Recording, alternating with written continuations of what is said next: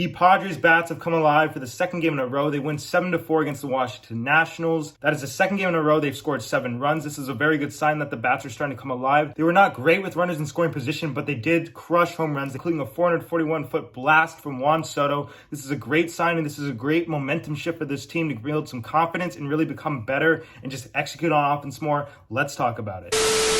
The first thing I want to mention is that we are finally hitting the baseball again. That is a good sign, guys, because we are putting up better at bats. Cronenworth with 4 quality at bats today. Grisham with 4 quality at bats today. Those are guys that we've not been seeing great at bats from lately, and they looked really good. Even Rougned Odor. I know, all jokes aside, I'm a big Rougned Odor guy, but he has been putting together some really nice at bats. Juan Soto, what's new? 4 quality at bats. He hits the absolute bomb. He's taking balls up the middle. I'm glad he's not completely pull. I get it. The home run was on the outer half of the plate, and he pulled it to right center field, but it's not like all pull, like dead pull, like his first home run of the season. Juan Soto is looking to come alive. That brings his season OPS up over 900. This guy's the real deal. If Ronald Acuna Jr. was not going off, he'd be a serious favorite to win the MVP. He's like 4th in voting right now, or whatever Vegas says. But this is a great sign for us, because if Juan Soto is truly Juan Soto, the Padres are going to have a huge part in their lineup that is untouchable. Juan Soto is a great baseball player, and if he's executing, if he's getting on base, if he's crushing home runs, as he's doing right now,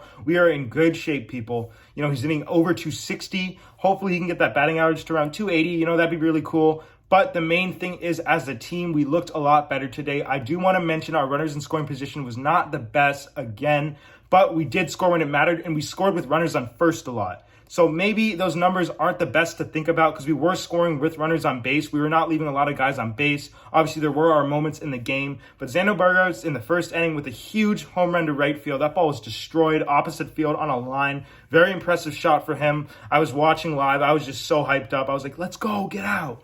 Fire home run. Everybody looked really good today. Tatis wasn't great. Kim wasn't great. The thing with Tatis is he's just got to get on base more. The slugging percentage is there. He's hitting a lot of home runs. He's got the slugging percentage well over 400, but his on base is hovering right around 300. That is just quite simply not high enough.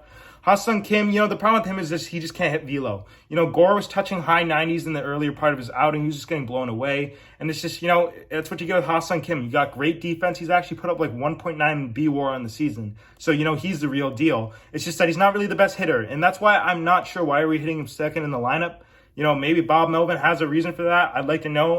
That is the second time this has happened. But I guess it is a lefty, and obviously he's much better against lefties, and Mackenzie Gore starting. But I feel like we should honestly move Juan Soto back to second. And I know he sucked when he was hitting second, but that's just when he sucked in general. That's when he was in his head. That's when he was all pull. That's when he was trying to do too much. And now Juan Soto is back to being Juan Soto. He's not in his head. He's confident. He's cocky Juan Soto. Soto shuffling on a lot of pitches. I think that if we move him back to second, that'd be good. Because usually a lot of teams hit their best hitter at the second spot these days, because the third hitter comes up with nobody on and 2 outs, the most out of any hitter in the lineup statistically.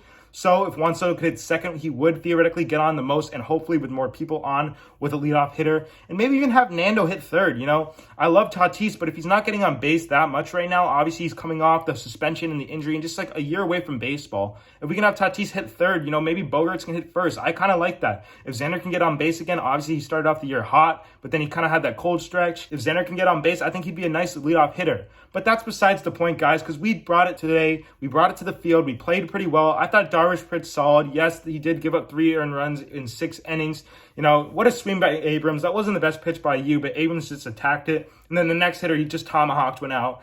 Just tip your cap there. He was on top of it, on time. Not much you can do for Darvish. I thought he caught a couple unlucky breaks, on those balls hit right back at him that came off him or whatever. But overall, it wasn't his best day, but obviously he did not pitch terrible. It just wasn't his, nonstop dominant day. Bullpen shut it down. Great job by them. Josh Hader looks awesome. And I do want to mention this, if you guys were watching the game live. Basically, the Padres broadcast mentioned how the Padres bullpen had like a scoreless streak from May 12th that was about to beat the team record ever. And obviously we lose it right before beating that because they jinxed it. And I didn't even know we had that. I didn't even realize the bullpen was pitching that well.